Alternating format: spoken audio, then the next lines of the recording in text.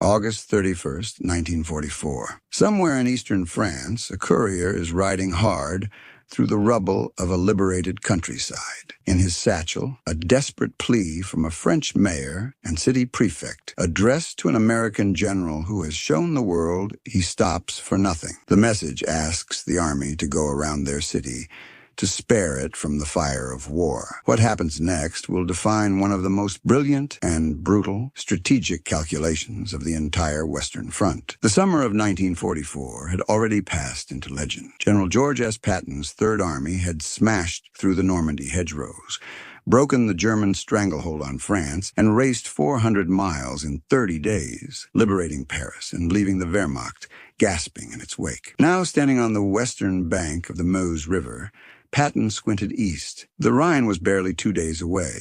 Germany itself felt close enough to touch. But war is not only fought with rifles and tanks. It is fought with fuel. And Patton's army was running dry. Supreme Commander Dwight D. Eisenhower had made a decision that infuriated Patton to the marrow of his bones. Precious fuel supplies, hundreds of thousands of gallons, had been rerouted north to support British Field Marshal Bernard Montgomery's ambitious Operation Market Garden. Patton's Third Army, the most ferocious offensive force the Allies possessed, was ordered to halt in the Verdun sector and wait. Patton, paraphrased from after-action accounts, "Give me 400,000 gallons of gasoline, and I'll be in Germany in 2 days." General Omar Bradley denied the request. For 5 excruciating days, while Patton seethed and paced and cursed at maps, the Germans, under Army Group G commander, General Johannes Blaskowitz, used every hour to reinforce their positions. The 3rd and 15th Panzer Grenadier Divisions were rushed forward. Bridges were mined. Artillery was sighted on every major crossroad. The window that had been wide open was creaking shut. The fuel gap. Patton requested 400,000 gallons to push through to Germany. Allied command diverted supplies to Montgomery's Operation Market Garden instead, a gamble that would ultimately fail at Arnhem. The 5-day immobility allowed German forces to consolidate around the city of Nancy and the Lorraine Plain, transforming what might have been an open road into a heavily defended battlefield. Nancy, a city of cathedrals and Baroque squares, of centuries-old bridges and a population of French civilians caught between 2 armies. Its geography was a military planner's nightmare. The Moselle River curled protectively around its western approaches like a moat. To the east, the Grand Couronne ridgelines rose like castle ramparts, commanding every approach. Blaskowitz had turned this natural fortress into a killing ground. When the fuel finally trickled back to Patton's columns in early September, initiating what history would call the Battle of Lorraine, the mayor and city prefect of Nancy understood exactly what was coming. They dispatched a courier to the headquarters of Major General Manton S. Eddy, commanding the 12th Corps. The message was plain and heartfelt. Please bypass our city. Do not fight through its streets. Spare its people, its bridges, and its irreplaceable history. Patton read the plea. He understood it. And then he made his decision based entirely on one thing. Those bridges over the Moselle were the fastest route east for his Sherman tanks. He declined to go around. Narrator. Voiceover. This was the paradox at the heart of Patton's genius. A man who revered history enough to weep at ancient battlefields, yet was ruthless enough to gamble with one when the clock of war was ticking. Nancy would be taken. The only question was, how? September 5th, the 81st Infantry Division moved on the Moselle at Pont-à-Mousson in broad daylight. The Germans were waiting. Machine guns opened up from fortified positions across the river, their tracers cutting flat arcs over the water. Mortars dropped in tight clusters along the near bank. The crossing was repulsed with heavy casualties.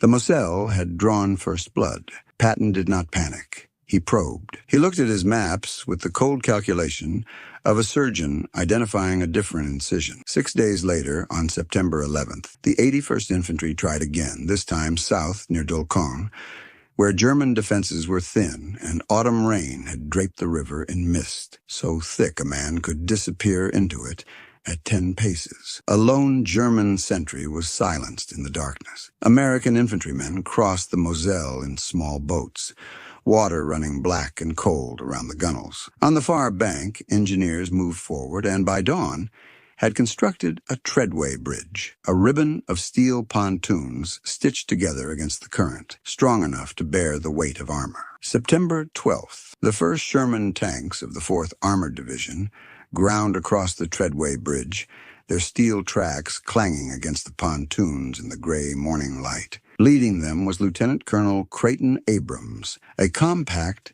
cigar-chomping tanker who would one day have the U.S. Army's main battle tank named after him. His orders from Patton were precise and audacious. Do not fight for Nancy directly. Go around it and circle it from the rear. Do not fight through the city. Go around it and cut it off. Patton's order to the 4th Armored Division, September 1944. While Abrams swept his Shermans in a wide arc east of the city, Patton's infantry closed like a vice. The 81st Division pressed from the north. The 35th Division moved up from the south. Nancy, with its cathedrals and medieval squares still standing, found itself encircled, precisely as the mayor had feared, but from a direction the Germans had not fully anticipated. The city's defenders were being strangled from outside, without a single street battle inside its walls. On September 15th, the German garrison made a decision that defied Hitler's explicit orders. They evacuated Nancy rather than fight to the last man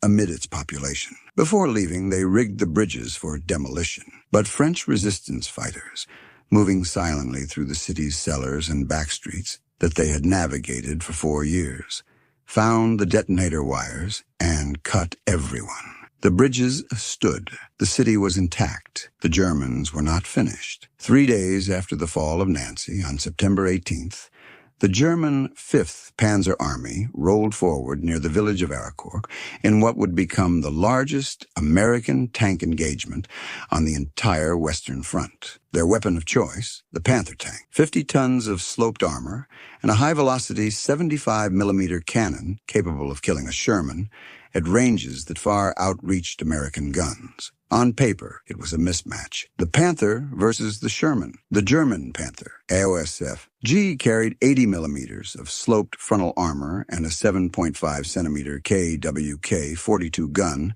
that could penetrate a Sherman at over 1,000 meters. The American M4 Sherman Standard 75mm gun struggled to punch through Panther armor frontally at any range. American commanders knew it. Their answer was not to fight fair. But Arracourt did not unfold on paper. It unfolded in fog so dense that the Panthers' celebrated long-range advantage was neutralized completely, reduced to zero visibility in the gray morning soup that clung to the Lorraine plain like a second river. When German tank commanders finally made contact with American forces, they were close, dangerously, fatally close, and American crews were ready. Superior radio equipment allowed the 4th Armored's tankers to communicate and coordinate in real time, calling out German positions and flanking by instinct and training. Sherman crews drove at angles, circling toward the Panthers' vulnerable sides and rear, where the armor was thin enough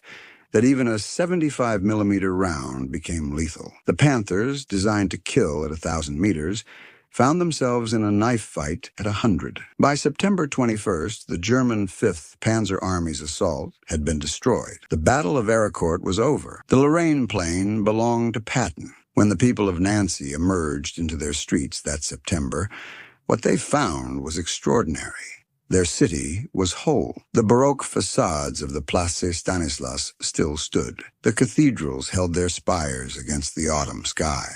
The bridges crossed the Moselle unbroken, thanks to men and women of the French resistance who had risked everything with a pair of wire cutters in the dark. The mayor's plea had not been honored in the way he had asked. Patton had not gone around Nancy, but in declining to fight through it and by choosing encirclement over direct assault, he had achieved something that seemed almost impossible in the brutal calculus of 1944. A major European city liberated without becoming a battlefield. The casualties of the Battle of Lorraine had fallen on river crossings and open fields in the fog-wrapped plain at Arracourt, not on Nancy's cobblestones. Patton understood, perhaps better than any general of his era, that speed and maneuver were not merely tactical virtues. They were moral ones. Every day's delay was more grave. Every frontal assault that could be replaced by encirclement was a church that did not burn, a family that did not die in the rubble of their own home. What did Patton do when a French mayor refused him entry? He found another way, not out of sentiment. Sentiment was not the currency of the Third Army's command tent. He found another way because it worked, because it was faster, and because it meant his armor could cross the Moselle and drive east without the grinding attrition of urban combat swallowing men and machines he needed for the Rhine. The liberation of Nancy stands as a masterclass in the difference between a commander who takes objectives and one who achieves them. It is a story about the limits of brute force and the extraordinary power of maneuver thinking. It is a story about French resistance fighters cutting wires in the dark, about engineers building bridges in the rain, and about tank crews who turned a panther's greatest strength into its fatal weakness by closing to the range of a punch. The mayor of Nancy had asked Patton to save his city. Patton, in his own way, indirect, brutal, magnificent, did exactly that. And today, the Place Stanislas still stands. The cathedrals still hold their spires. The bridges still cross the Moselle. A city that should have burned in September 1944 stands as testimony not to mercy, but to something rarer in war. The right idea applied at exactly the right moment.